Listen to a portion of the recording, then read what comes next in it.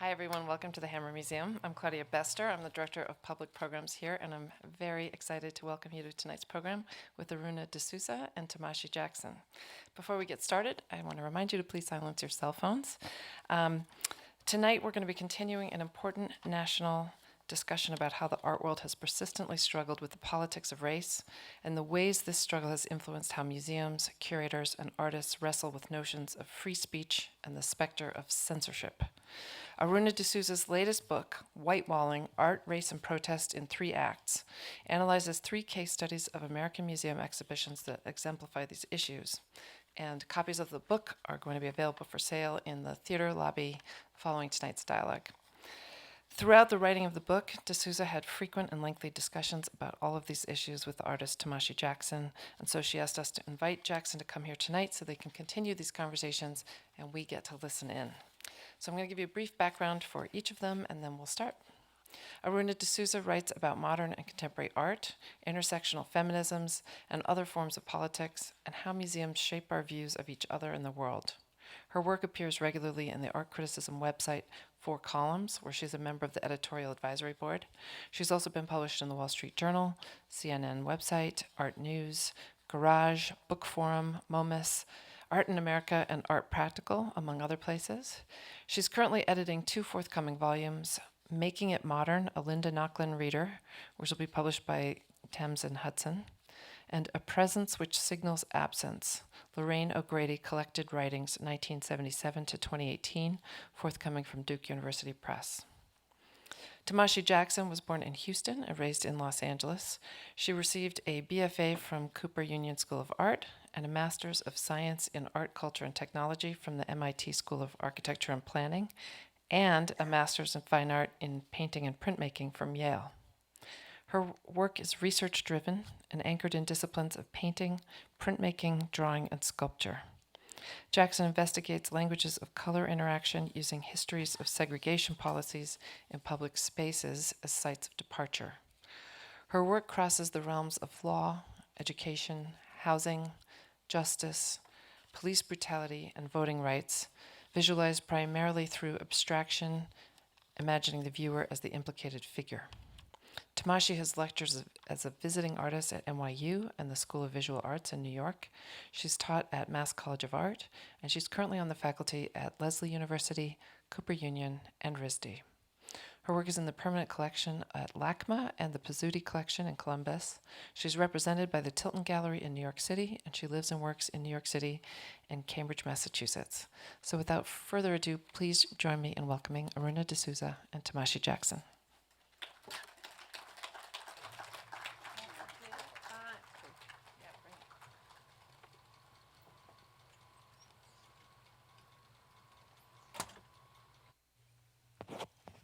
Hi.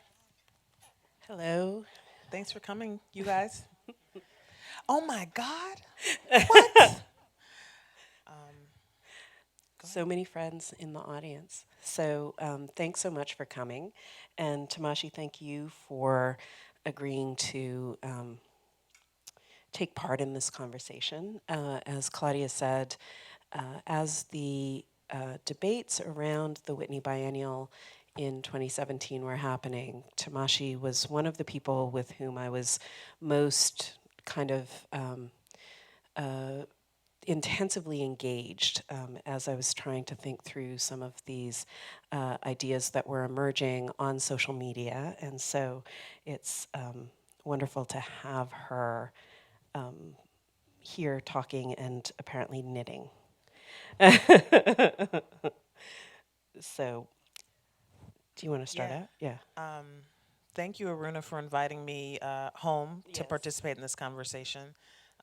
It's an incredible honor to be in conversation with you in public. And to be In public as opposed to as where, opposed to all yeah. the other ways that we talk, and but to be here at the Hammer as this Adrian Piper show has just opened at this time when I feel like we need to be having these. We need each other. Perhaps we've always needed each other. Perhaps we need each other more than ever to be holding each other accountable and to be thinking critically. I was just talking with my Cooper drawing class about it's our responsibility to be thinking critically all the time in these spaces. So I just really appreciate you, and I'm terribly excited to be here with you. Excellent. Cool. And I should make one correction. Unfortunately, my work is not in the collection at LACMA, but it is in the collection at MoCA. So, which is amazing. One day a girl can dream. Yeah. Okay, so Aruna, can I start by asking you a question? Yes. Thanks. Okay. So, how did the book begin for you? What was the catalyst for your writing, especially considering that there was so much writing and emoting going on at the time? And also, it should also be clarified that the book is not only about what happened at the Whitney Biennial, at the last Whitney Biennial. Sure. It's 3 acts, 3 different events. Yeah. So, how did this begin for you? So, for those of you who were on Facebook or Instagram, Twitter probably less so, or following various art blogs and art news websites, March 2017 was really an explosive moment if you were connected in any way to the art world, because that's when the Whitney Biennial opened, and even 2 days before it opened, a very heated discussion started on social media about Dana Schutz's painting "Open Casket," which depicted the mutilated. It was based on photographs of the mutilated body of Emmett Till, a 14-year-old boy who was essentially lynched in the South while he was there visiting his family. He was from Chicago. And a number of young artists, primarily, but also writers, curators, sort of commentators, black, objected very strongly to the fact that a white artist had taken up this subject with seemingly no particular investment in questions of race. You know, Dana Schutz wasn't an artist who had long engaged these questions. This was really the first time that she had ever in any way sort of seriously taken up a kind of racial theme in her work, although there were lots of sort of questionable forays into race, but certainly not in any serious way. Always couched in terms of irony and spectacle. And so I, like a lot of people, very much threw myself into those debates, and very much without any eye to anything other than, someone's wrong on the internet, and I need to, kind of jump in. And as these conversations and arguments were continuing, it became clear to me, there was a lot of useless and really stupid opinions circulating. But it also seemed to me that there were some of the smartest conversations about the stakes of art in relation to very important political and cultural issues were happening on social media, and happening in ways that I think, for me as a former academic, I had kind of always hoped would be present in my life, but never really happened in academia, never really happened in the classroom, never really happened in all of the conferences and symposia that I was going to, but were really happening on Facebook, and in a really interesting way. So I was engaged, but I certainly wasn't thinking about writing a book. And then in July, the artist Paul Chan, who I'd never met, called me up and said, would you come into the office and, so that we could meet, because I just read something of yours that I thought was really interesting. So I said, okay, and I didn't know really what he wanted to talk about. And I called up my friend George Baker, who teaches here at UCLA, and I said, George, you're friends with Paul. Why do you think he wants to talk? And he said, oh, Aruna, I bet he wants you to write a book for his publishing series of feminist erotica. And so I was like, okay, I'm not writing. My 13-year-old at the time was like, Mom, you are not writing a book of feminist erotica, right? So she insisted on coming to the meeting with me to make sure Oh that I my didn't come. I know, God. exactly. Priya. Oh my God. She insisted on coming to the meeting with me, and Who's the boss? she is totally the boss. And and Paul and I talked, and over the course of the conversation, it became clear, he has this imprint called Badlands Unlimited, and it's very much part of his practice as an artist to publish books. And for him, his sort of very self-deprecating description is he publishes books for people who don't read. So his idea is that I want to publish books for 20-somethings who are having to work 3 jobs to like make their rent on their apartment in New York, and want to keep informed about the world and things that they care about. And so they really need a book about this thing that has just happened that's been so traumatic in the art world. But what seemed most important for me is that while this controversy over the biennial was so intense and so widespread. I mean, Whoopi Goldberg was talking about it on The View. I was asked to write a piece for CNN about it. This was far exceeding the usual boundaries of the art world, and really spilling out into a sort of much larger space. Everyone seemed to have an opinion. And there was very much, because it was coming on the heels, and I think very much inspired by the radicalization that was prompted by things like Ferguson and the rise of the Black Lives Matter movement, that there was a strong sense that this was a kind of very contemporary phenomenon.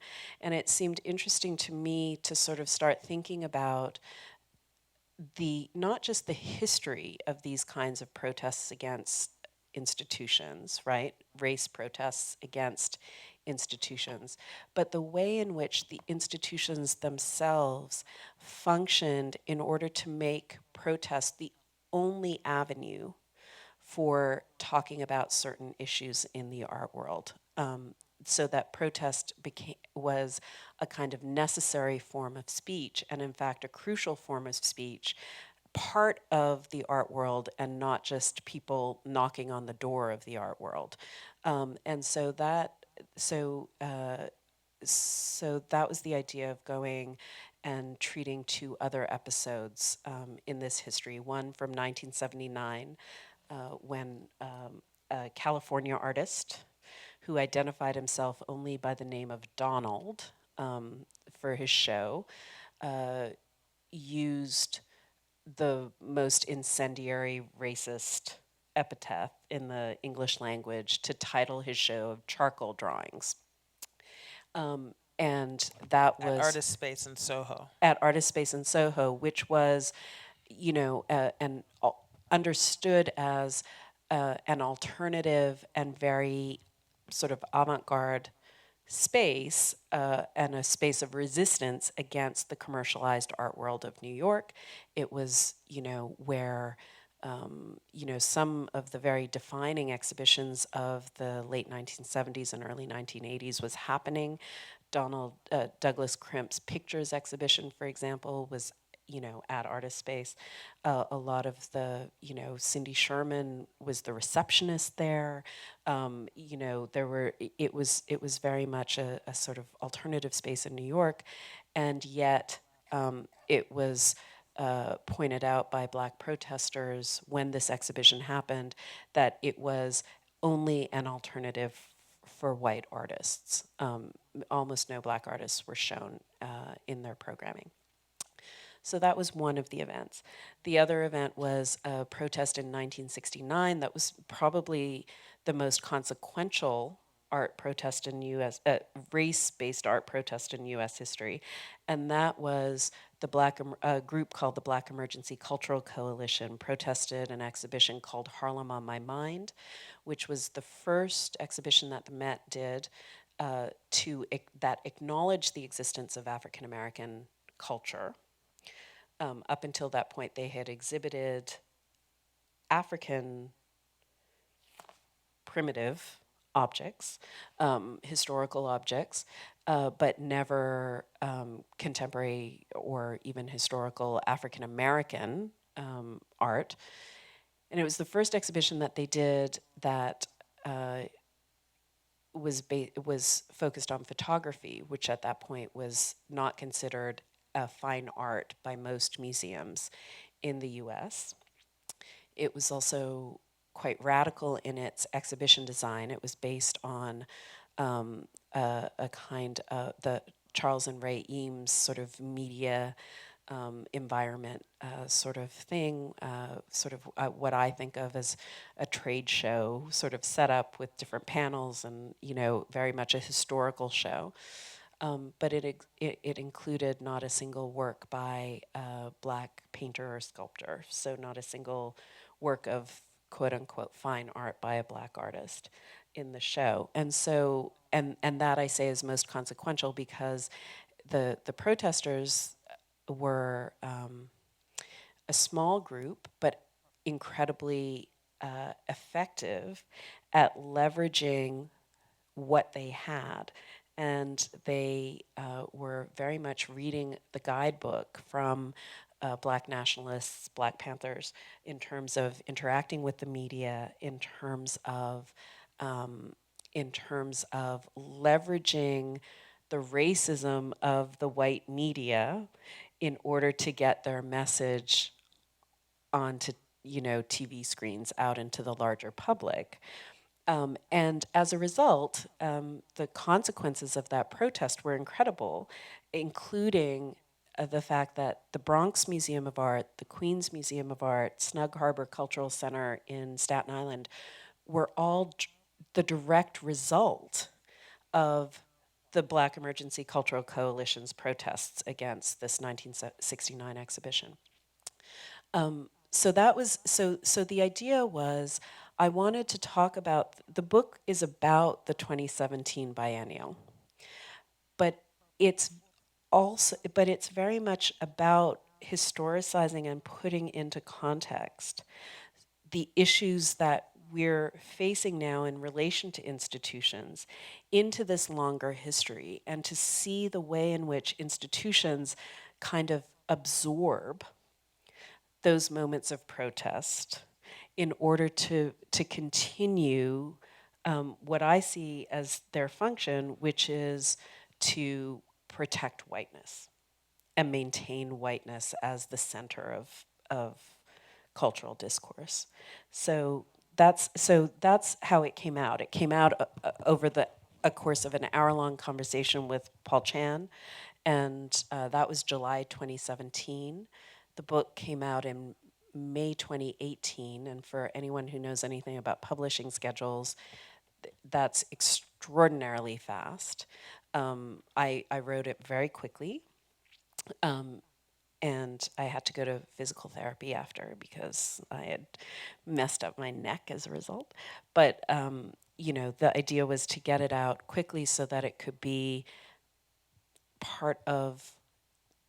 It could be not the definitive account of what happened, but perhaps lay out some of the major signposts and issues so that the conversation could continue, because that seemed to be useful.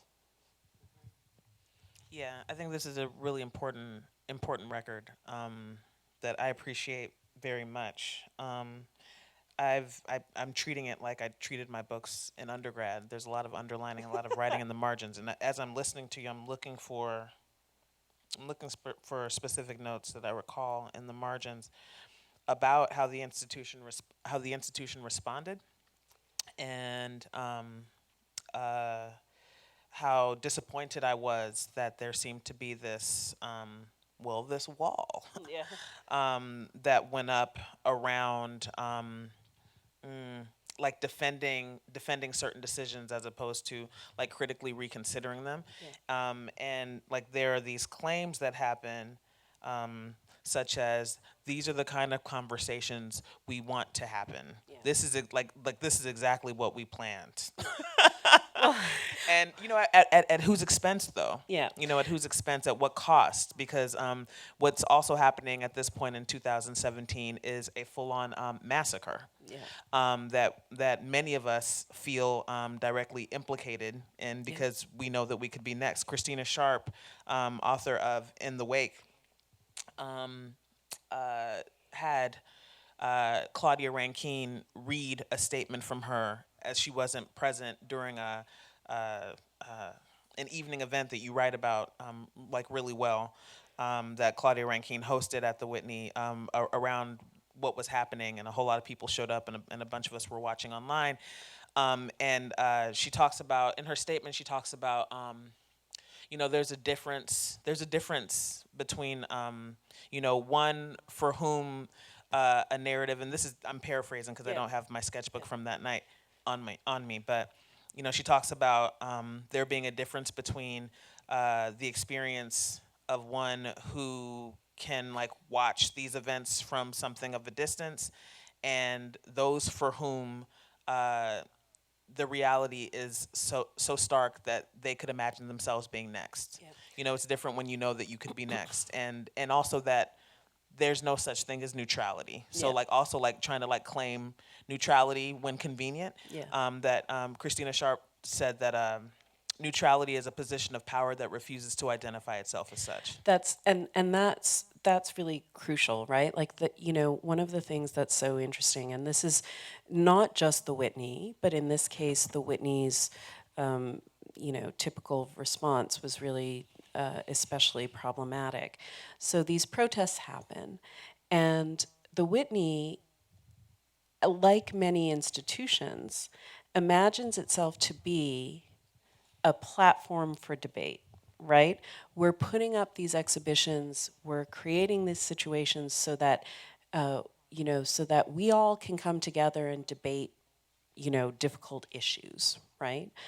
And, that's all well and good, except that the Whitney is, by saying that we're neutral, we're this neutral playing field, this neutral platform for debate,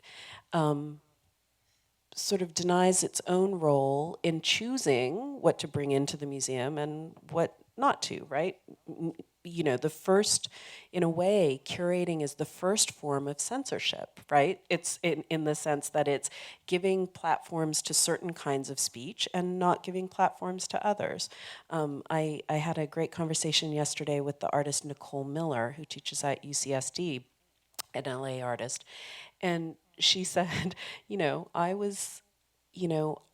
the curators for the 2017 biennial came by my studio to have a conversation and did not choose my work for the show, right? There's a moment at which choices are made of what work to highlight and what not.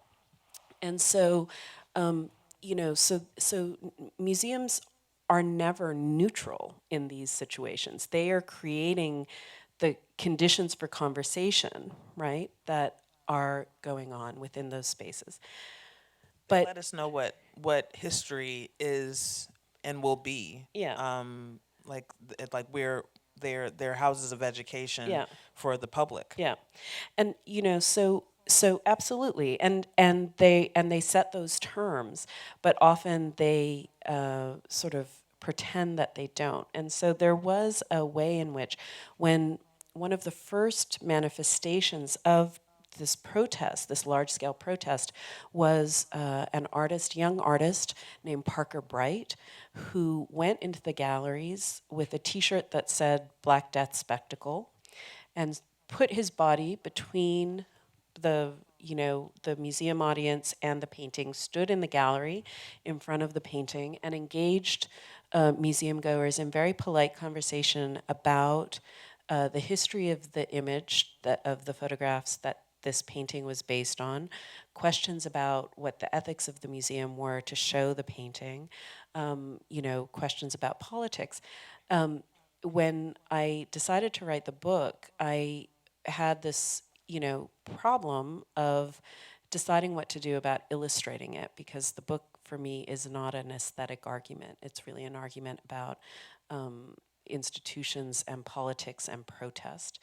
But I also very much felt like, we had these young, almost to a one, very young artists who were in very precarious positions, who put themselves in even more precarious positions within the art world by staging these protests, right?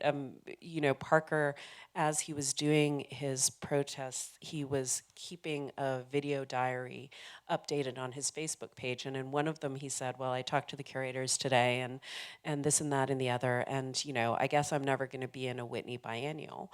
And it was funny when he said that. He said it sort of half jokingly, but you realize, like, what kind of risks some of these young people were taking in doing this. And so I asked, Paul and I asked him to create drawings, works on paper that would illustrate each chapter. And the one that he did to illustrate the 2017 biennial is here, and he's titled it Self-Portrait of Me Contemplating My Own Death. Yep. And that, I think, speaks very much to what you and Yeah. Christina are talking about, that direct. We are terrified. Yeah. Like there's nothing, there's no ifs, ands, or buts about it. And we should not be the only ones who are terrified. We should not be the only ones who feel sick, like every day. at this point, you know. Let's see. I think I graduated from Yale 2014. Right? Yeah, 12, 13. So somewhere between 2013 and 14, there was another spike in flagrant murders by law enforcement and vigilantes who were not held accountable. And they were happening alongside these acquittals and hung juries, as if there's something to be, as if the value of these lives are up for debate, as if there's something confusing about it. Yeah. And it's just terrifying. So like the fact that there was this hard line held around like the insistence that this was all in some master plan was like really it was sickening on top of sickening, actually. And it kind of for me, for a lot of people, I just really appreciated it so much. How you all really should get this book and have your students read it. No, for real, because I was so exhausted.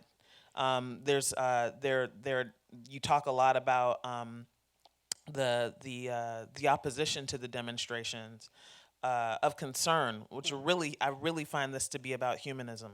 Yeah. And there being like a breakdown around like what is being valued, And because who counts as human. right, and who counts as human. It always comes back to that.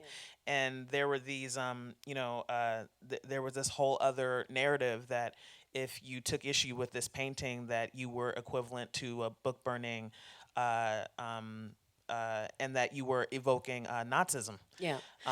This was something to me that needed to be unpacked, is that so much of the counter protest, what I call the counter protests, the backlash against the protesters like Parker, but especially like the artist Hannah Black, writer and artist Hannah Black. Hannah Black wrote a letter. A few days after the protests began, she wrote a letter, an open letter, to the curators of the biennial, and it was signed by another 34, 35, mostly artists, curators, figures in the art world, all Black, most of them quite young. And she wrote this letter, and the letter itself got very much, it wasn't read fully by most people. It was because it started and it repeated a demand that the painting must go, right? And what that meant, must go, was understood to most people because of a later suggestion in the letter. She suggested that the problem with this painting for her was that it was putting an image of Black Death into circulation as as a cultural commodity, right? And that it was circulating this image of Black Death as a commodity in a culture in which Black That's Death already true. is a commodity, right? And so that it's simply replicating in the name of anti-racism, right? It's simply replicating racism, right? That's ultimately the gist of her letter. And so she said to take this image out of circulation, I suggest that the artist remove it and destroy it, right? So not that, the angry hordes should go into the museum and slash the painting, but that the artist should make the ethical decision of removing the painting and destroy it. And because of this, Hannah Black was basically, not basically, literally called, compared to a Nazi, literally compared to a book burner, and called a censor. And Then so the argument became about censorship and free and speech and and and avoided, yeah, was allowed to avoid um, ethics, humanism, and our responsibilities inside of like as a part of yeah, these museums, as the viewers, as makers, as students, as educators. My students at Cooper just went to the Met Brewer and saw the drawing show of Sheila, Klimt, Picasso, and Delacroix, and I actually like wasn't expecting the conversations that happened when we regrouped for after that, because I guess the last person on earth that didn't know that Sheila's incredibly problematic history. Um, Outside of the studio, well, even inside of the studio, with treating people. Um, and there were a lot of sexualized images of young girls. yeah, And we had to have a whole conversation about what we're seeing, who's making the decisions about what we're seeing, and how if at all, visual culture defined for those of us who study. Especially for those of us who study, but we're all implicated in the history of in the history that's upheld by museums. But how does that visual culture, how does what is normalized inside of these visual cultures that are historicized, that are deeply embedded with these themes, how does that impact our ability to perceive the same scenarios, like this week, yeah, like right now, yeah, when there are yet more narratives of girls who have survived sure, being sexualized, being assaulted and harassed? Do we sit back blithely yeah, because we're like it's normalized without context inside of our houses of study yeah, to accept it when certain people do it? yeah. No, this is what I find really fascinating. Both about this moment, the Whitney Biennial moment, but also about, say, reactions to the Me Too movement within the art world, right? Um, you know, the when the Me Too movement began ramping up, um, and people started sort of making, you know, trying to hold museums accountable, right? So there was this great moment in New York where a woman started a petition to the Met that was focused on a painting by Balthus, who is a uh, sort of mid 20th century painter of very weird scenarios. And this particular painting is a highly sexualized painting of a girl who's maybe 10 years old, sitting on a chair with a leg raised and her sort of We panties. talked about that painting in class. Yeah, Yeah. panties slightly visible, and it's clearly an eroticized image of a young girl. And this woman, made a petition saying the Met needs to rethink this. And what was interesting is that people's heads exploded because it was like, okay, well, what are we going to do? Are we going to take down all the Picassos? Are we going to take down all the Caravaggios? Are we going to take down, this, that, and the other? That's exactly where people go. And Like, but what about Caravaggio? Yeah, I know, Like, well, what exactly. about him? Like, it's our responsibility to have these conversations Well- and to think critically, because art history is living history. This is a social history. There's no neutrality here. Yeah. There's no neutrality here. It's made by people. Yeah. People consume. There's nothing apolitical about any of this. Yep. There's nothing. Unless it's something that we never see. Yeah. It's inherently political because it involves interaction between the artist and someone else who's a viewership. Yeah. There is no neutrality here. Like, this is literally how we visualize human history, Yeah. and how we learn to prioritize who gets to be considered human. Well, so this is what was so funny about this protest is the New York Times actually did a whole article, this big article in the art section about, this protest against Baltus. So now what do we do, and how is the art world supposed to respond? And all of these old men curators, basically from around the country, weighed in about how terrible it would be and what are we going to do and take down everything. Ultimately, if you go back and look at what the petition said, what the petition said is, we would like the Met to redo the didactic, meaning the wall label, to acknowledge and denaturalize the sexualization of this young girl and acknowledge that in this particular moment of history, that viewers might find this jarring. And let's and that talk at about any it. moment in history, we should be we should be humanists. Yeah. We can't call ourselves occupants of the humanities Yeah. without fully humanizing all actors. Yeah, you know, all participants. Yeah. This isn't just like now. People have been calling for their human rights as women and girls, Yeah. and other oppressed peoples forever. This has never actually made any sense, and this is how we got to this moment right here, where like all life on human earth is being leveraged. I know. And hangs in the balance because people keep acting like this is some debate. So you can see the reason I wrote Just this book is educate. because Tomashi was talking to me all the time. It's just education. It's like how do people how do people like feel all right tossing around terms like education and humanities without like fully like digging in rigorously into Yeah. what that means.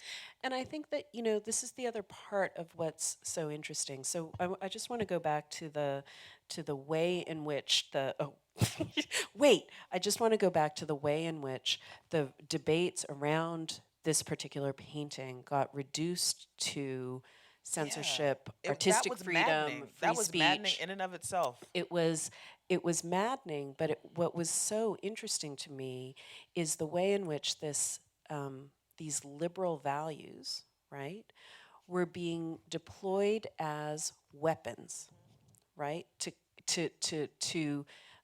knock people down and to close off conversation, right? We can't even have this conversation about questions of appropriation and questions of American racist history because Or of ethics. or of ethics. And almost everybody doing all the hollering Yeah. were in positions of high positions of scholarship. Yeah. It's like how you call yours. I'm sorry. Let me stop.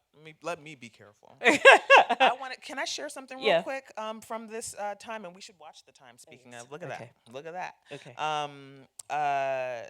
From page 20 and 21 of Whitewalling. Let me get the subtitle right. Art, Race, and Protest in 3 Acts. I love this moment.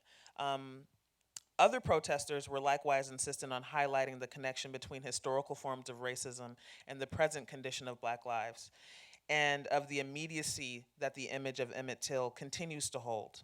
On March 17th, artist Pastiche Lumumba hung a banner outside of the museum on the Highline balcony that reproduced his own March 17th Instagram post. This is brilliant. It read, quote, The white woman who lies got Emmett Till lynched is still alive in 2017. Feel old yet? End quote. He was approached a few minutes into his action by Highline staff. You know, the Highline, that special place for art, by Highline staff who told him to leave. The meme on which the banner was based, however, spread quickly online. There was actually like so much thoughtful, heartbreaking, and brilliant responsiveness happening from people who, you know, people who believe, I count myself among them as like friends, but you know, there are people like here on page 17, you note Devin Kenny, who I went to school with, his post about it, his initial post about it on Facebook. It says artist, and I'll make it quick. Artist Devin Kenny in a Facebook post from March 16th, and this is also just like the frequency, the rapid nature of this outcry, this very articulate outcry. These also aren't like stupid people, you know. So it's like for the argument to end up being so like hammer-headed and simple-minded was also like really maddening because people were articulating themselves quite clearly. So artist Devin Kenny in a Facebook post from March 16th. Posed a series of questions that spoke to the concerns of some of those who were hearing of the painting for the first time. Quote, and this is basically what I was asking my students last week about what they saw, right? What action is this work? What action is this work purportedly and actually doing? Does it inform, shock, build connection, help a new audience understand their emotionally or intellectually help a new audience understand either emotionally or intellectually the complex set of factors all falling under the umbrella of white supremacy, sexism, and anti-blackness that led to this young person's death? If no, what element of the history is being tapped into and depicted? If not, regarding the history referenced in the image, and instead about the culture of photography and its circulation, why was that particular example chosen? I mean, the questions that were being asked, and you know, so part of the reason that I that I thought it was important to kind of write this down, and actually that Paul Chan thought it was important to do this book, is because so much of this was happening on social media and therefore has no archive, right? There's no archive for it. And it was all being lost in the river of your social media feed and multiple feeds. And so how do you actually like retain some of this? And as you say, there were some really brilliant moments of art and cultural criticism happening and questioning Literally about what we are trained to do. literally Literally, what. those of us who have been Yep. committed, you know, like I would think that people would be rather proud of this younger Yeah, generation absolutely. for speaking up and being active. If my students aren't speaking up and being active, I'm giving them the hardest side eye I can possibly manage. Yeah. It's our responsibility to define value and to constantly be asking these Yeah. questions as makers and viewers. Yep, Absolutely. absolutely, and to hold each other accountable, right? Yeah. As around these questions, and so what was being written off by an older generation that wasn't entirely an older white generation actually either. This was something really interesting about it is that the protest and counter protest couldn't be mapped quite so easily according to race, right? Because there were a lot of older black artists, writers, critics who had come out of the, you know, a earlier generation that had seen actual state censorship of the arts, right? The NEA 5, the senators in Congress denouncing the work of whoever, Andreas Serrano and people like that. You know, those people had lived through that moment, and so they saw any attempt to curb the ability of an artist to speak freely in any context as a potential slippery slope, right? So you know, it was really so interesting that these younger,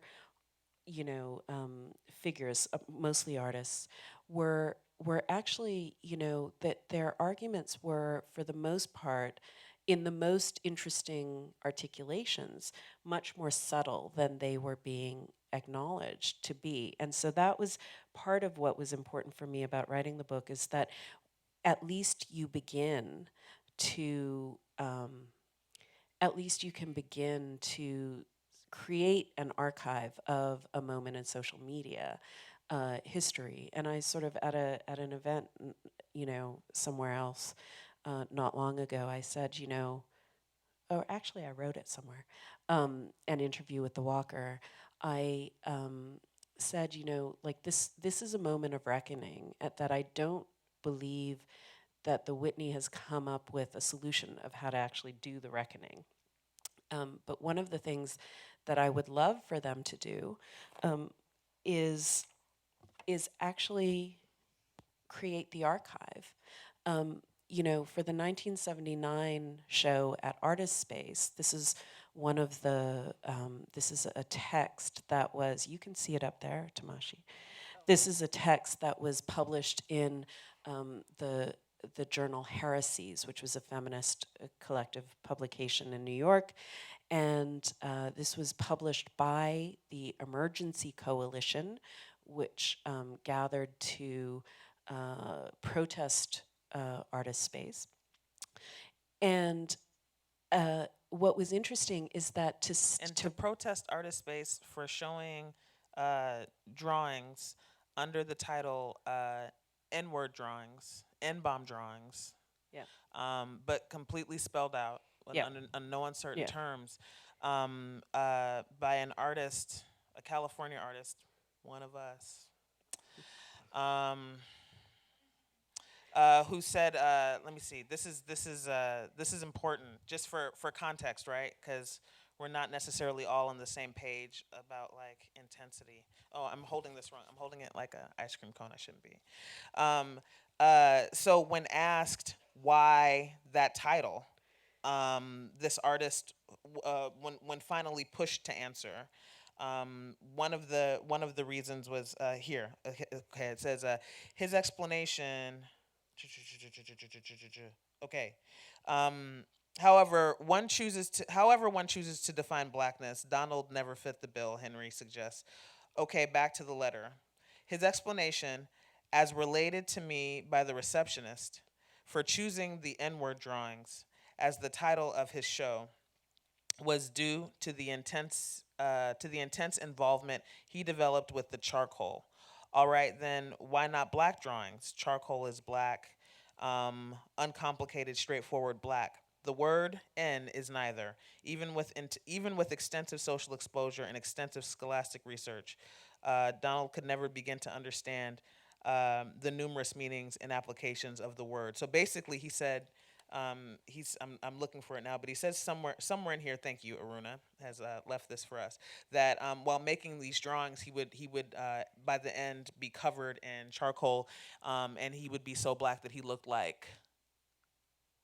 That was the reason. And what was interesting is that it's Like what? shocking. But I mean, and so what's most shocking about this episode is that it's really disappointing. it's really disappointing, because the people who were involved in defending Donald and Artist Space were some of the most important figures now, and certainly over the past 20 years, in the world of art and art criticism. So, one of his most vociferous defenders was the critic Douglas Crimp. Another was the critic Craig Owens. Another was Rosalind Krauss. Another was Louise Lawler. Another was Roberta Smith, the New York Times art critic.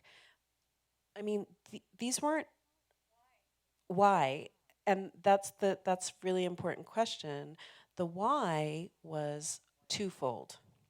One is that for them, um, the any objection to the word was did not sufficiently understand the closed system of semiotics, right? So this was a moment in which artists were, art critics of a certain moment and in New York and of a certain circle were very much invested in the idea that language was an abstract and closed formalist system of meaning production, right? And so meaning was only produced in the interaction between this word, right, and the image to which it was attached. And because the image was purely abstract, therefore the word in this usage could not be racist. And so it was a really amazing argument because it was like, because the word has nothing to do with the drawing, therefore the word is not racist. But then it begs the question of, okay, well, if the word has nothing to do with the drawing, why the fuck use the word, right? Like, why actually use the word?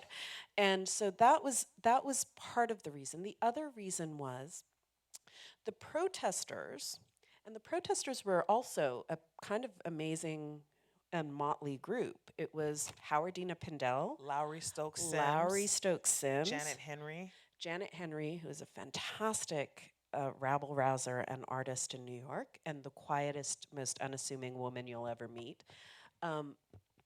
Carl Andre. This is before Anna Mendieta was murdered. Lucy Lepard, the art historian, Marxist art historian Carol Duncan, the Marxist art historian Alan Wallach. I mean, these were so that the mapping of who was on either side was really sort of fascinating. But what they did was to say their idea was that artist space was this alternative space, whatever. It was also a publicly funded space. And what they said is, Bloop. we Bloop, are bloop, bloop. this action, putting up this show, is a very clear articulation that artist space is saying Black people are not part of our public, right? So what they did is they went to the New York State Council of the Arts and the NEA, the two exclusive funders of artist space, and said, how can you use our tax dollars to support this exhibition? And because of that, It should be noted that they both had worked with both of those organizations in Absolutely. roles as consultants. Yeah, So they so- weren't just like, wild, angry Black women going up and throwing some people under the bus and initiating conversations Absolutely with not. people who were, looking aghast outside of windows, like, what are they doing here? Like, they had relationships with those organizations. They were part of those organizations, right? And so the objection was, well, since you've gone to the state funding authorities, therefore you are literal censors, right? Whereas for the people who were going to the funding authorities, what they were saying is, this is a public institution that is not recognizing us as part of the public, right? And so it was two very different ways of approaching this. But the reason that I wanted to go back to this is just a question of the archive, and then I want to ask you a question or two. So one of the Bless things you. that Artist Space did, despite the fact that this was really this was a huge controversy, and everything was happening by telegrams and U.S. Postal Service, and yet Can you imagine? it was going as fast Heated as telegrams? it Take was those drawings down. it was going as fast as the Are you out of Facebook your protests. It was Stop. really, the speed of it was No, amazing. I mean, you really need to stop. Stop. Who gets to be considered human? Stop. I went to school too. Stop. So but the Artist Space kept this incredible archive of every letter, every telegram, every a news clipping from, there were thousands of like independent newspapers in New York at the time, and they were all publishing letters and articles and whatever about this controversy. They kept this complete record. And so now we can go back and actually have the reckoning, about what happened at this moment and think about what happened at the moment, especially in relation to what we're going through now. And so what I would really like to see is for the Whitney to try and do the same with and create an archive around the Whitney biennial controversy so that the reckoning, even if it's not coming from within the institution, can happen because there is an archive. My book, does it just, skims the surface of it, but there's much more to kind of retain and record, and it's much more at risk of disappearing forever because of the nature of where the platforms it was happening. Yeah, and also like the risks that people take to speak openly in ways that complicate existing relationships around power. During that time, I recall that when Coco Fusco wrote her letter and published it in Hyperallergic in response to Hannah Black's open letter, that uh, I made myself stay quiet. Like up until that moment, I made myself stay quiet on my own Facebook wall. Yeah. And I felt moved to say something because I knew things that were going. I knew intimately things that were going on inside of certain institutions. I knew what friends of mine who were Black students who were not finished yet in some of these programs were experiencing. And this is also around the same time that the amazing Mizzou protest inspired everyone with the education policy student going on hunger strike and being supported by the football team. We marched at Yale. We called it the oh God Jesus, sorry. I wasn't expecting I wasn't expecting to mention this, but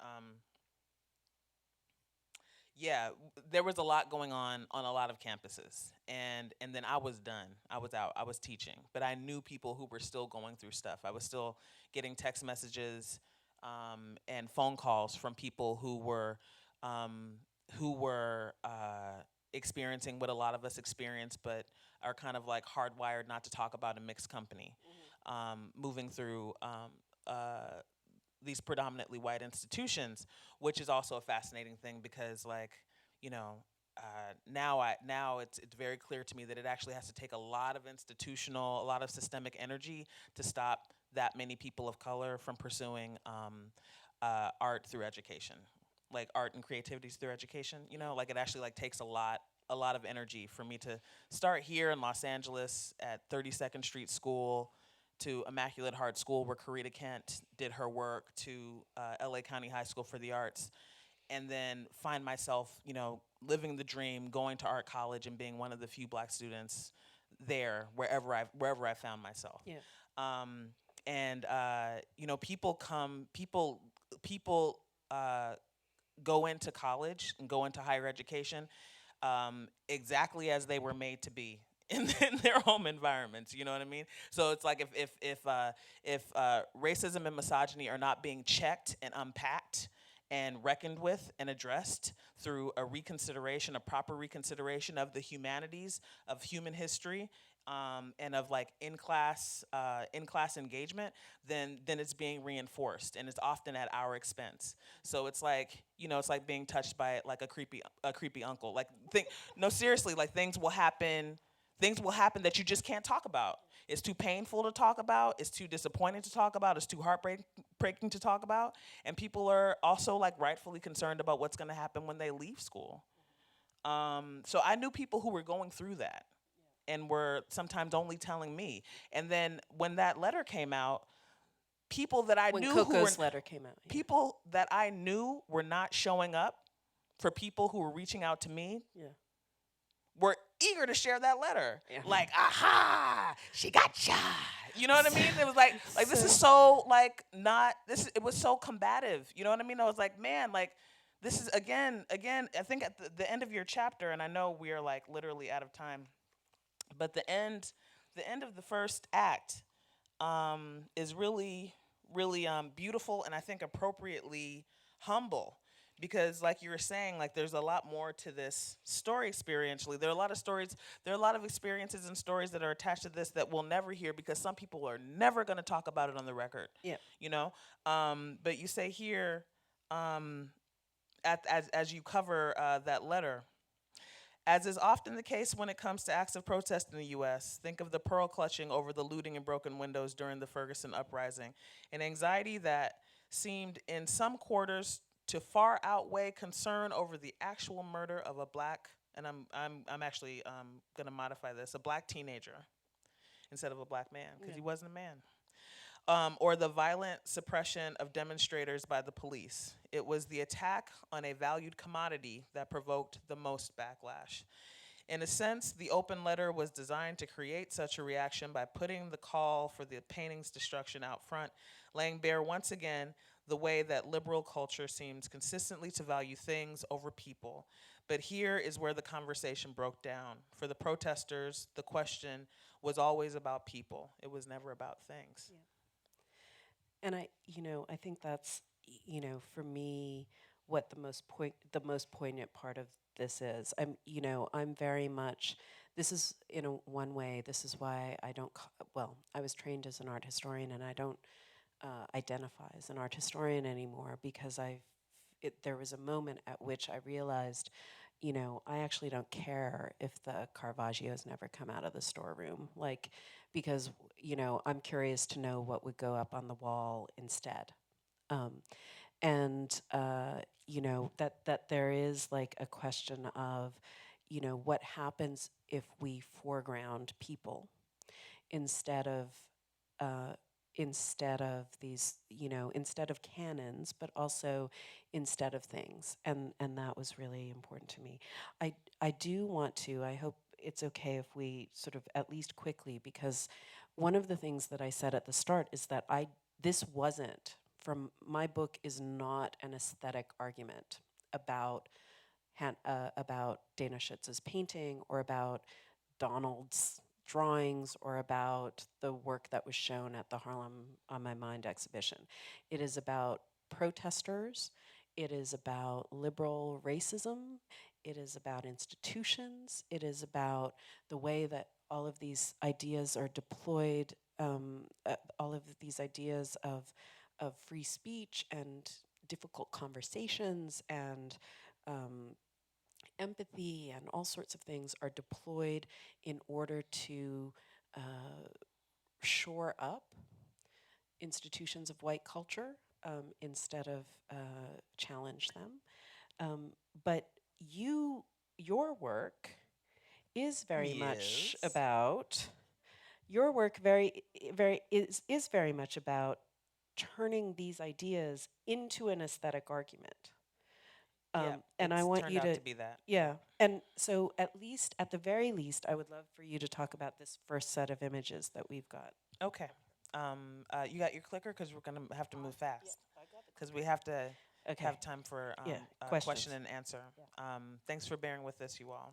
So this is an image from 2012, Boston, Massachusetts, Boston City Hall. In the foreground is my best friend forever in life, Nia K. Evans, who's an education policy analyst and researcher, who at the time was working with the first NAACP branch in the country, the Boston branch, as vice chair of the education committee. Behind her, with his hand look thoughtfully on his cheek, is Matt Kreger, who then was counsel for the Lawyers Committee for Civil Rights and Economic Justice in Boston, Massachusetts.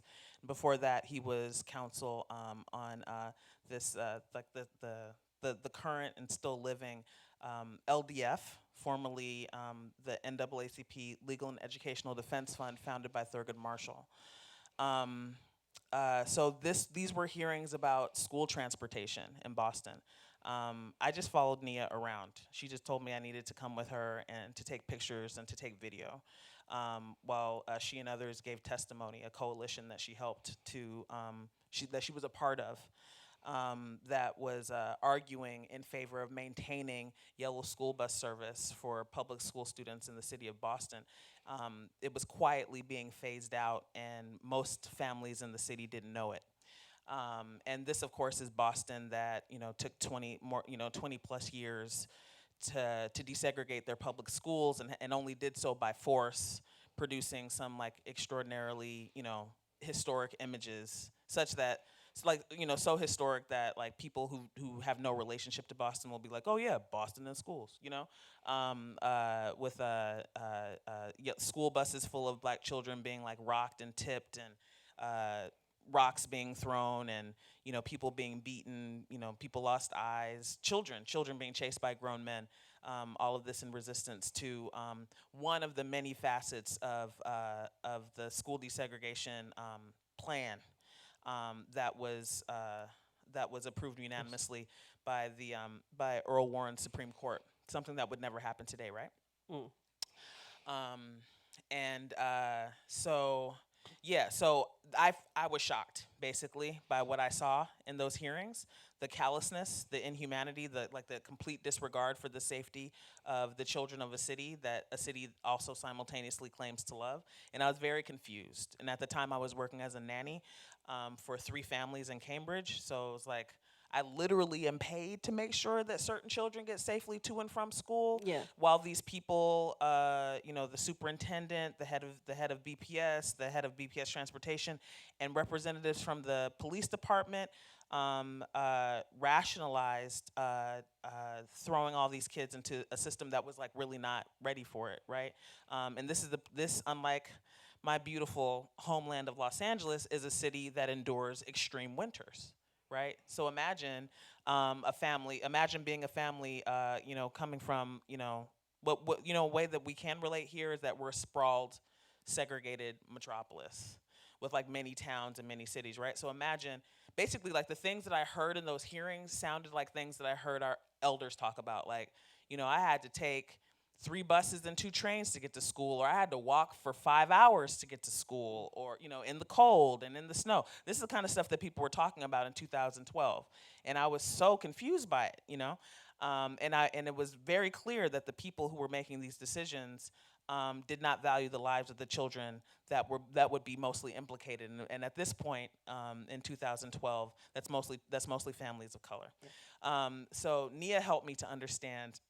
When we got home, I was like literally just like shaking. I was terrified by what I was seeing, and she pulled out her binders from her time at Teachers College, which had been around like a centennial. I don't know, must have been like the 50th birthday of Brown. So she had like all this. She keeps really good records, and she had all this stuff from that time,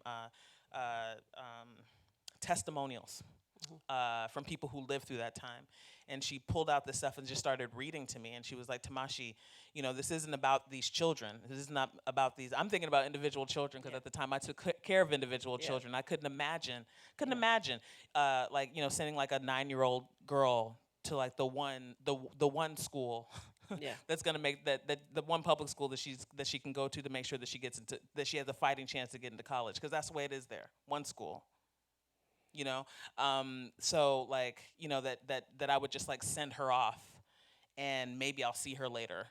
All the girls who have been surveyed, by the way, since this has taken effect, so the coalition was able to save public school transportation for 7th graders and for special needs children. They had no plan for any of this. And all the children who've been surveyed since then, all the girls experience sexual harassment every single day. Every single day in the transportation system. Because there's no buses. There's no school buses, to separate them, and the boys just don't talk about it. So what Nia helped me to understand was that this was not about those individual children. It was about rolling back the gains made by from the Brown versus the Board of Education of Topeka decision.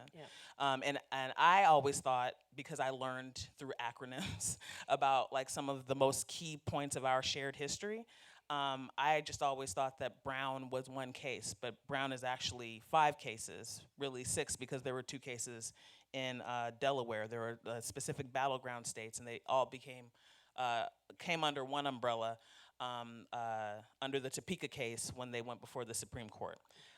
So I realized that I didn't know anything. I ended up here with this work because I just didn't know anything.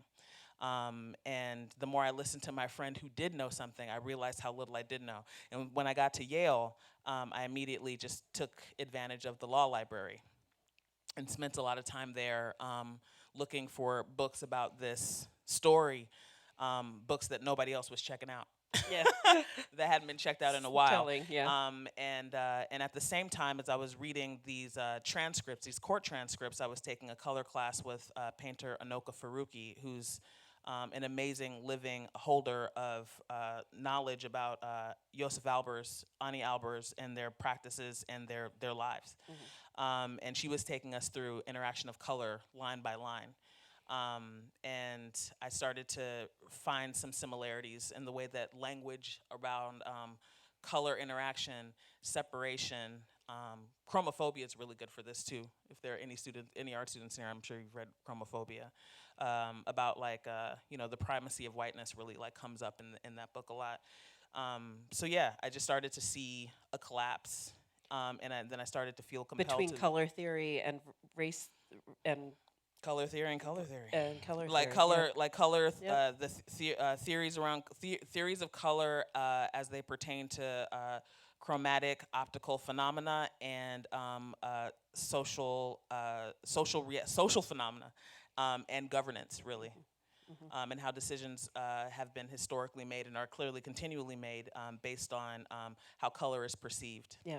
And paranoia around color perception. Yeah. What's this called?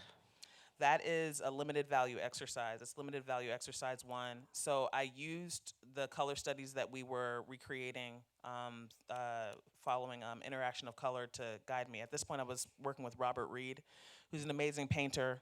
I'm mentioning these people because if there are any art students in here, these are people that you should know about. So Rob was really special because he was the only black. I think he's the first black student at the Yale School of Art, and he was there when Albers was the head of the department, and he was one of the many students whose color studies are actually used in interaction of color. So there's a copy here at UCLA. There's a copy at every art school. Yeah. An original copy of the original plates that were silk screened, based on student pieces, and Rob's pieces were in there. So he really, his mother had been a domestic worker in the South. So he really he lived this history. And this was actually one of the pieces that he approved of the most. It was the most clear. So it's an attempt to make two colors look like one. So there's two different greens operating, and they are collapsed. And then printed on top of them in orange is a scene from little Linda Brown's segregated classroom in Topeka, Kansas. And it's all happening on top of gauze, medical gauze, that I sandwich and seal and paint and experiment with and stuff. And it's hanging on a copper rod that was pulled out of a building at MIT. Pulled out of a building, you were stealing copper from MIT. I didn't steal it. They just give stuff away. That's Linda Brown, and that's me. So I added this to the images that Aruna had to choose from because it was then in my 30s in my studio at the Yale School of Art that I realized. Go back to the other picture. That I'm that girl. Yeah. And go back to my picture. We're You're both that wearing girl. sailor dresses. Look at that. Yeah, but that I'm that girl.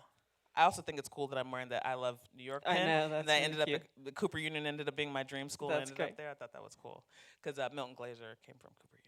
But I realized that I am one of those children, right? So I'm so solidly born of I grew up here at the height of the outcomes, the implementation of Brown. So I was bused to the USC Village to go to 32nd Street USC Magnet School, which was at the time in the late 70s and the early 80s a radical project. to integrate us from all over the city through performing in visual arts. Yeah. So I was learning dance folklorico. I was learning how to juggle. I was learning African dance. We did jazz and modern. I was learning about Matisse, Manet, and Goya when I was in the 2nd grade. This was like all in Los Angeles, and I was bused there from Mid-City every day. And then, so I remember a time, I wanted to point out for this audience, this Los Angeles audience, which is really special to me, that I remember a time before teacher strikes. I remember that. I remember when we started marching with our teachers because the Reagan administration was defunding all of our programs. I remember that. And remember being really confused about why anyone would even do such a thing, like why anyone would deprive the caretakers, the educators of your coming generations. And then I went to Immaculate Heart School and then ended up at Loxa. So I had not been properly taught to defend. I had not been properly taught the magnitude, the depth of investment that so many people have in white supremacist dominance. It's very clear to us all now, right? There's no shying away from it now. But I thought that was. I was one of many people who were taught to think of these issues as far Resolved. past tense. Yeah, resolved. Yeah. So yeah, it wasn't until I just happened to end up at Yale and I'm in my 30s in that studio and I realized that I'm the little girl that these people don't want in their schools. Yeah. Sorry, I flipped back. Yeah, it's all right. Who are these? These are students. I'm drawing a blank right now what state they were in, but these are demonstrating, protesting, demonstrating students who were a part of what's known as the lost generation. So after Brown became law, after the Brown versus Board of Education of Topeka case became law, many cities and towns just shut down their public schools completely in an effort to avoid adhering to the Supreme Court mandate to desegregate their schools. So black families who couldn't afford to get out, and who had to work because everybody had to work, right? Of course. There really weren't any options. Yeah. So there were and these are some of the testimonials that Nia would read to me that people who were full of potential, who carried that weight with them their entire lives, who were literally afraid to do things, having lost 4, 5, 6, 7 years of education because of the hateful nature of this pervasive threat to all humanity. Yeah. Threat to all humanity to educate people. Okay, I want you to talk about this and just because so much of your work has developed out of this deep research that you've done around these questions of the way law is used. To segregate and desegregate, desegregate and then to resegregate. Yeah. All of these institutions. So and it's turned. I mean, you showed the image before with the Albers color theory, dual color theories, but it's continued as a continued practice in your work. Right. Yeah, It's this piece consistent. is called it's called Sideways Side Eye Peach Shape, and it's from my most recent body of research on segregated or the persistence of whites only suburbs in and around Atlanta that surround the city of Atlanta. And how they've been maintained, secessionist outposts have been maintained through years and years of voting referenda against the expansion of public transportation. So, basically, creating absolute immobility for a lot of people in those areas. So this is another color study, making two colors look like one. What I love about what we all get from Albers is an opportunity to understand color and to see how powerful it is in its subtlety. So these are actually two different reds that are collapsed on top of each other. And one image is of opponents of what was then a Pitts Road station. I think that image is from 1984 from the Georgia State University archives, a white suburb resisting the expansion of public transportation into their area and beyond, and then crossing with that image is from 2016. Wow. Friends of Clayton County urging people to vote for transportation, for public transportation at the ballot. Then in 2016, and this is a town, this is a community in which anyone who didn't have a car was completely immobile. So once again, like the other story I was telling you, if they couldn't afford to get out, then they were plunged into abject poverty. Yeah. And that, this what's so powerful about a work like this is that and I think what was so striking to me, going back into these historical moments, is the way in which it's not simply that these moments well up, right, randomly. It's that the system is designed in order to make to it's designed to recoup whatever advances one might think one's making, right? This moment of desegregation gets sucked back, right, by these mechanisms. Okay, so let's shut down the schools, right? And so that what's happening in the Defund the schools, defund public transportation, exactly. defund anything that so could that be used as a public resource to move toward equity. Exactly. And so that all of that institutions, whether we're talking about the education system, whether we're talking about transportation systems, whether we're talking about cultural institutions, they're designed to kind of suck these things back in. I don't know about. I think people make these choices. Yes, I feel like they could be used for good, and people continue to make these choices, but that it's not inherent. I don't feel like it's just like the weather. Like this is just what the weather's gonna do. No, it's not. But there's ways in which the as things open up, yes, individual decisions change, but there becomes something about there becomes a kind of need to replicate the institution or to sustain the institution that starts to operate independently in a sense of the implications, right? And so and so that's what I think is so fascinating is understanding that the institutions, unless there is radical intervention by individuals making decisions, or better yet, by collectives making interventions, that the institutions sort of operate on in a sense, on their own steam. When this book was launched in May, Lorraine O'Grady was in conversation, Lorraine O'Grady and Devin Kenny in conversation with me at the Brooklyn Museum, and Lorraine said something that's so still sort of rings in my ears. She said, we're getting dangerously close to the point where white supremacy is able to operate without actual white people, right? Like you don't actually need white people for white supremacy to continue, and that I think is a really amazing thing, because it's a reminder that no matter how many well-intentioned people, that there is a need to unmake institutions that because there is so much that they're designed to kind of do a certain thing, and need to remake them.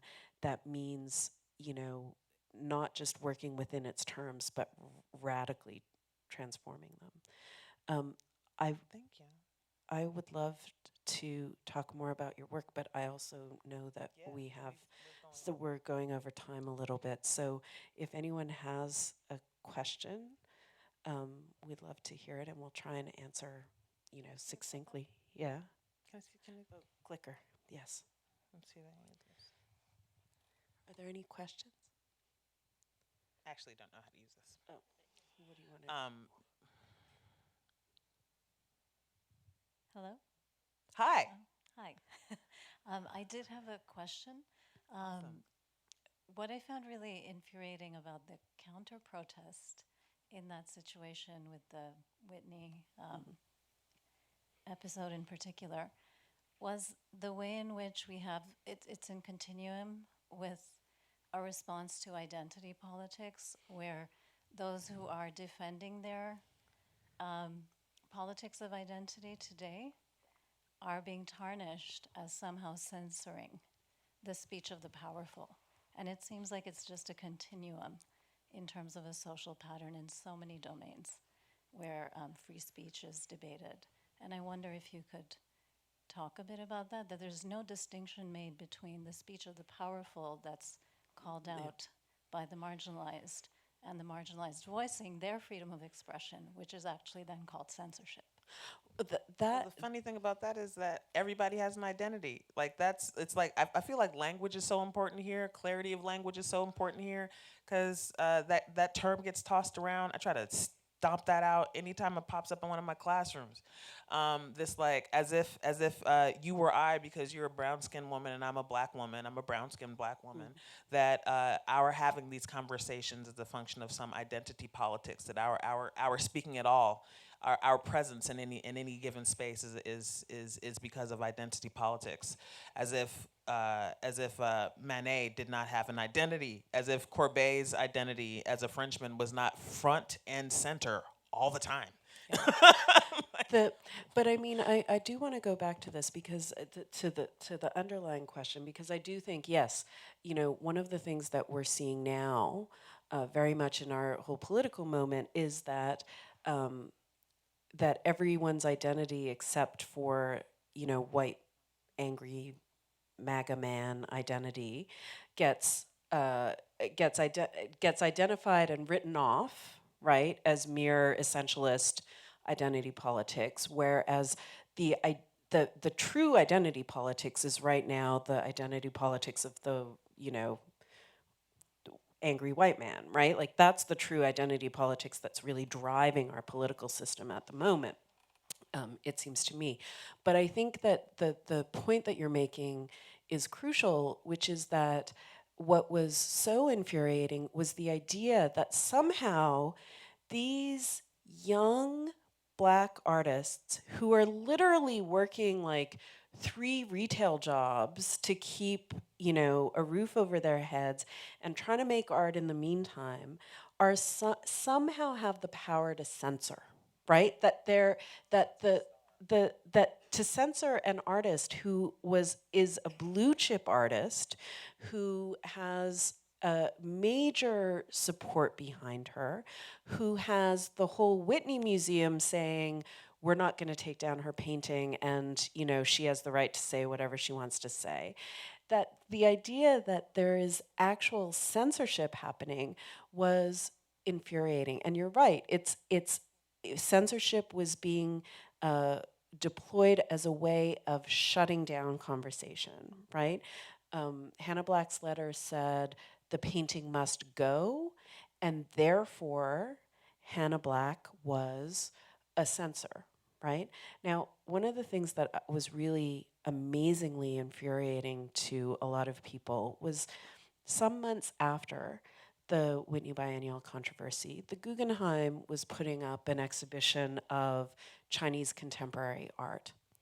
And one of the pieces in this exhibition, which had been actually exhibited widely and is a sort of major piece in Chinese contemporary art history, was a piece that was a video in which a scenario was created where dogs were placed on treadmills so that they couldn't actually reach each other, right? Two dogs facing each other.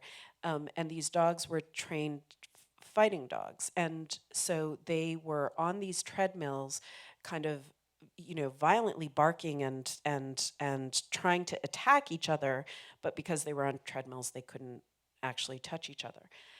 And animal rights activists objected to this. And the same people, and wanted to have, insisted that the Guggenheim take it down. This and one other piece that involved, I think, scorpions or some other kind of insect-like creature. They said cruelty to animals, PETA got involved, everything like this. The same people who were denouncing Hannah Black for being a censor, for asking that this painting come down. And saying so much more. It also should be added. You'll see this when you read the book. Like the painting must go. Forgive me, Hannah, if you ever see this and I'm wrong, but it almost shows up like stanzas, like as if the whole thing were prose. Yeah, it was the a painting po- must yeah. go. The painting must go, which means that there are like these big blocks of information In other between. than that sentence. Yeah. That are no completely one read. overlooked. Yeah. So the same people who were denouncing Hannah Black for being for censoring by saying that this painting should come down were fully in support of this video, which showed aggressive dogs barking at each other but not actually being allowed to fight. That should come down. And it came down. The Guggenheim took it down.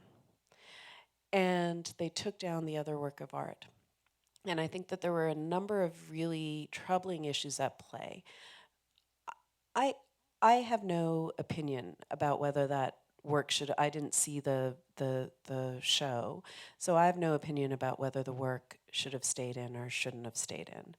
But Pastiche Lumumba posted about this and said, the fact that the Guggenheim took down this work proves what every Black person believes, and that is that white people care more about animals than they do about Black people, right?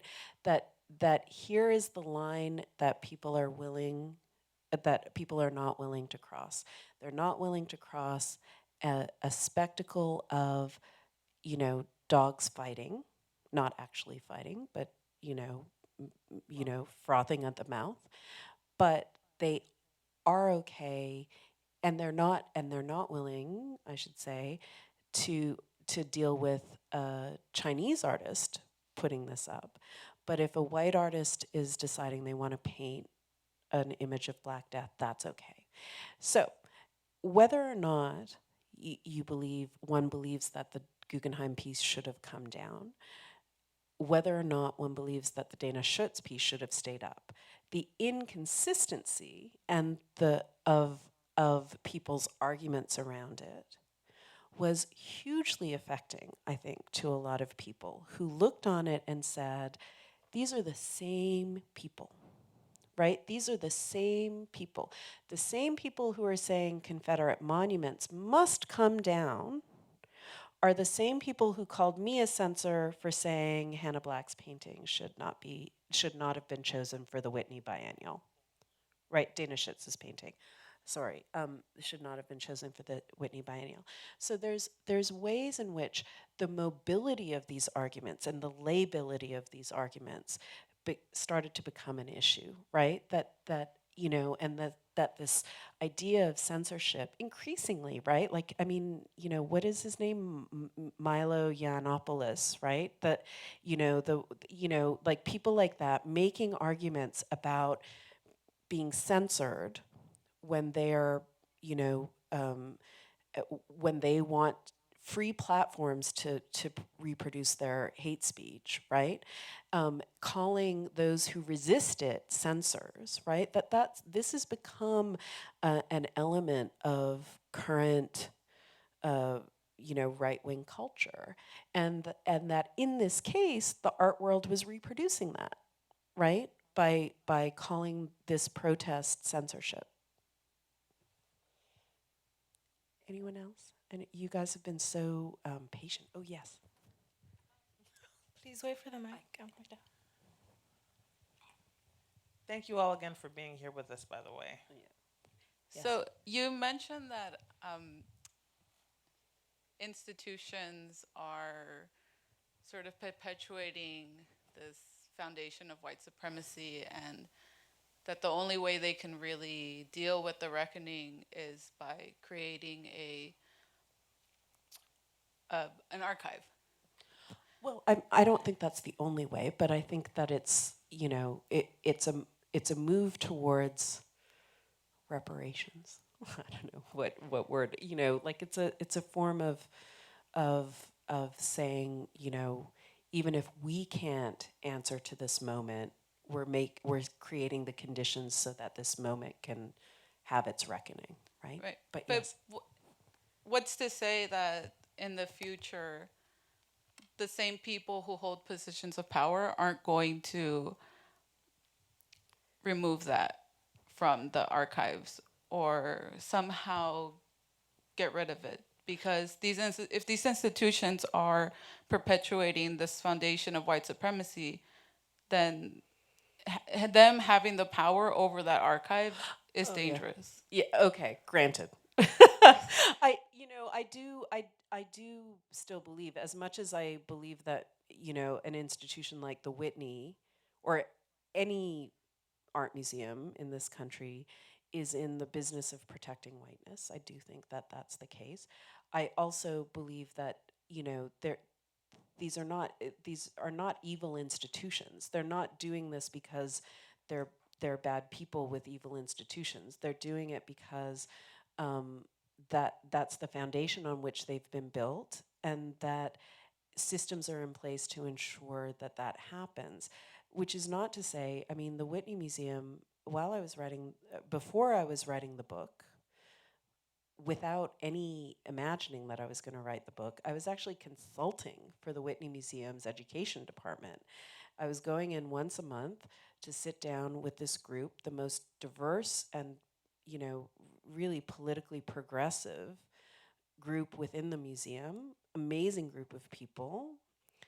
I was going in once a month, and we were doing a reading seminar about white supremacy, and about institutional structural racisms, and about questions of how you work within and through institutions to work around the limitations that the institution imposes. And that group was extraordinary, right? Um, and so, I think that these are institutions in which there are people working, but working within limitations, right? And so, and we're doing extraordinary work within limitations. And so, I still believe, like, I love museums. I go to the Whitney all the time. Um, I still believe that there is a sense of public obligation that the Whitney has, right? They haven't given up on the idea of wanting to serve a broad public. It's just in these moments where that sort of crumbles, and their sense of obligation sort of reverts to a sense of self-protectiveness, of needing to protect the institution rather than allow the institution to transform under the pressure of this protest.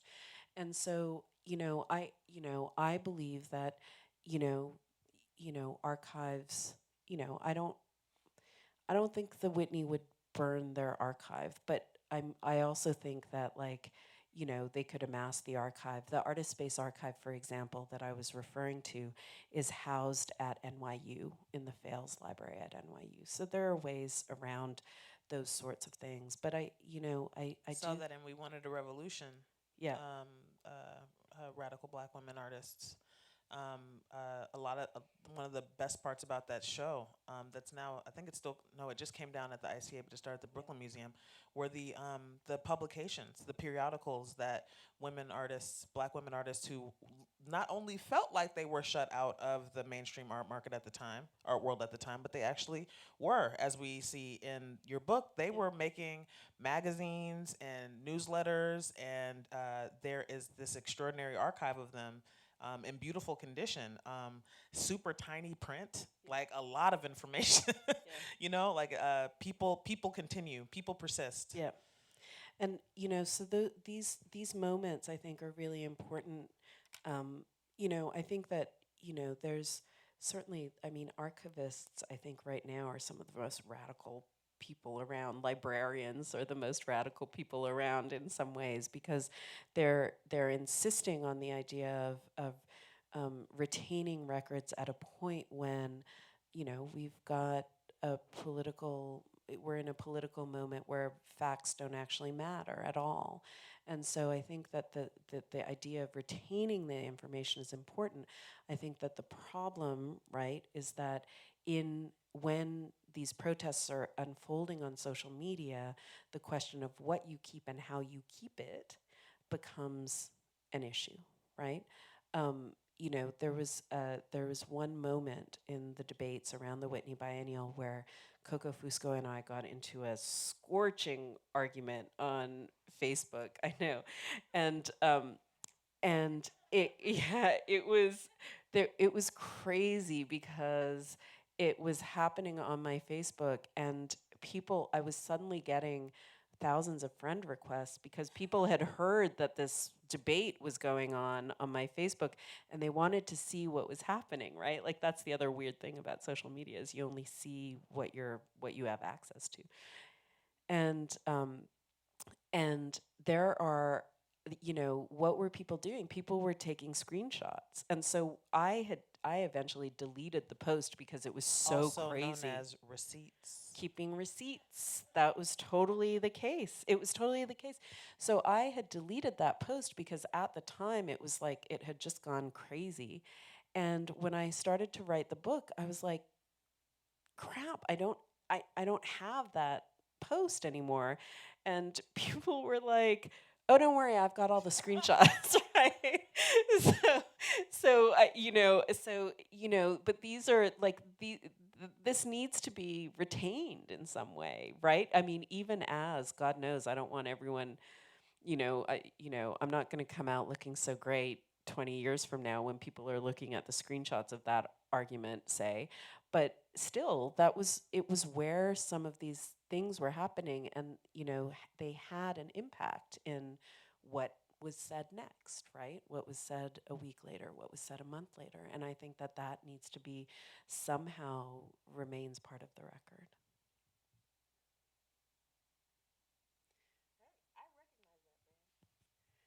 Hi. I'm good. How are you? I'm pretty well. I'm sure that we're also running close to time. Thank you both for your comments and reflections tonight. Aruna, in the early part of this conversation, I was struck by a statement that you made, which was something like a statement of your interest in how institutions operate so as to make protests the only means of speech and expression. Yeah. And I've been trying to make some sense of that through the course of the evening. So I'll just offer a few reflections, which are in process, as a genuine invitation for you to respond Sure. however you like. I promise that they're not assertions in the guise of questions or reflections. So one thing that your statement suggests is that there might be some notional spectrum of genres of speech and expression, of which protest is one. It can be understood as a kind of ideal type. One thing that comes to mind is that this is a genre that could be reduced in ways that are caricatured in ways that are highly racialized and highly gendered as intemperate, unreasoned, purely expressive, so on and so forth. So that's a kind of avenue of inquiry, and if you have thoughts there, would welcome those. That's one part of this. Another, it suggests that institutions, powerful curators, and so on might hold, in addition to the instances in which they deploy it in bad faith, a good faith ideal of some kind of discourse or mode of exchange and expression. I would be quite curious to hear your reflections on what those might be. Of course, they might be vulnerable to criticism on their own terms.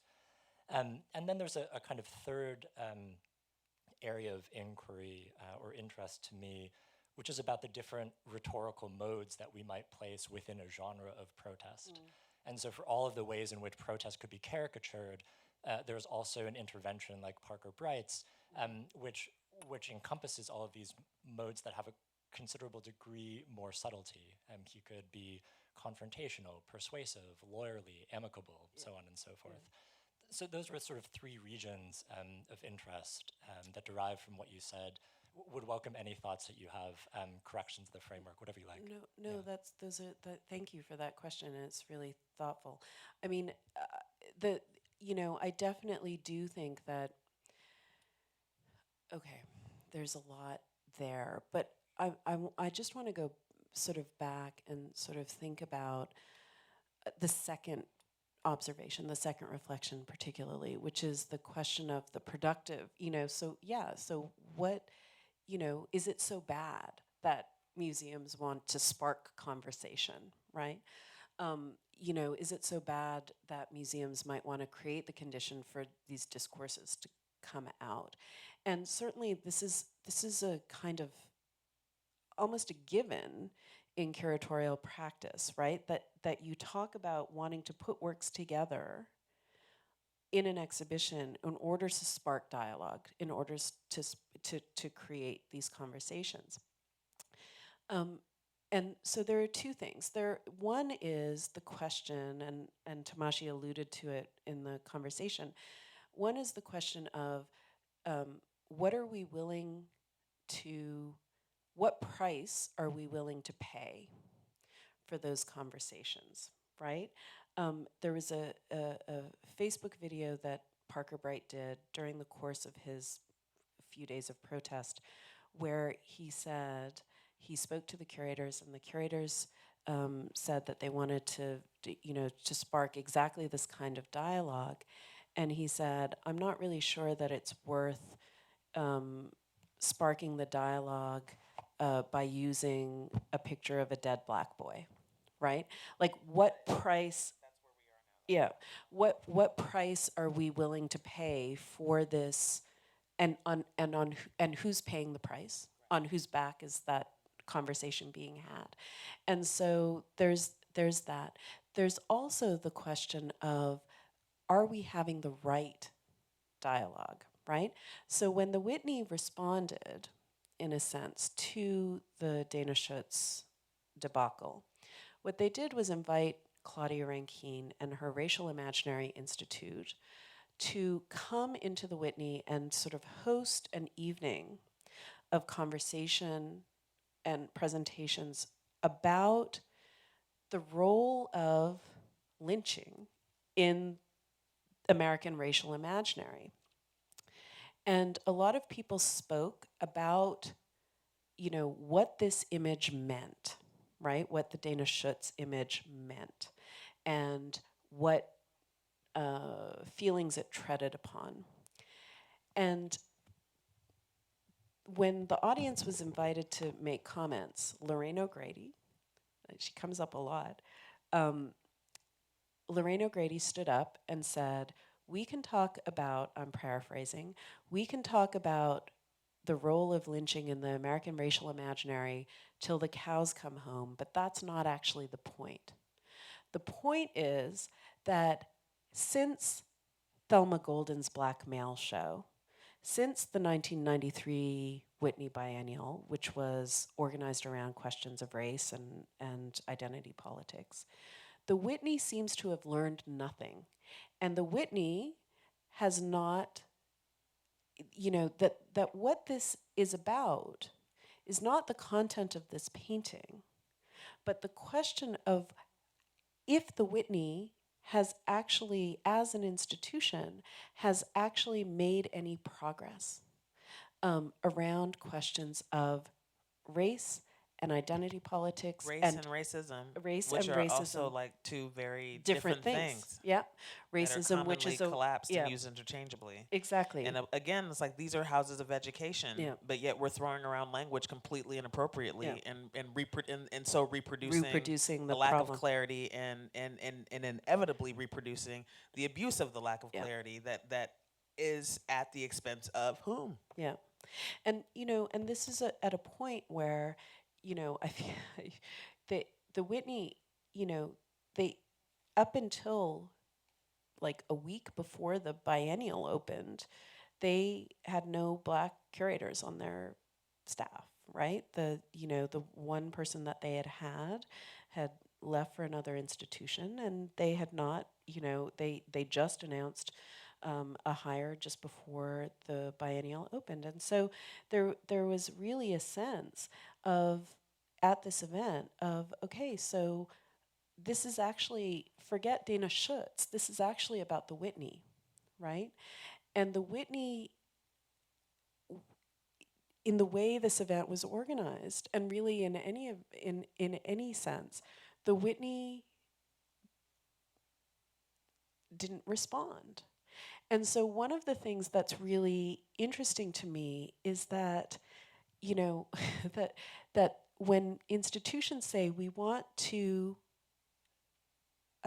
spark debate, we want our exhibitions to start difficult conversations, they're happy for people to talk, but there are very few mechanisms by which the institution listens, right? And that there are very few mechanisms and there are very few demonstrations of the listening, right? Which is not to say that individual curators and people at the Whitney aren't thinking very hard in the aftermath about these issues, right? They are, you know, but the institution was never able to come out and say, yeah, okay, there, you know, like there is a debate to be had about whether we should have included this painting or not, right? And we get that we offended a lot of people by doing it. And in the future, maybe we would think about it differently. There was never that point, right?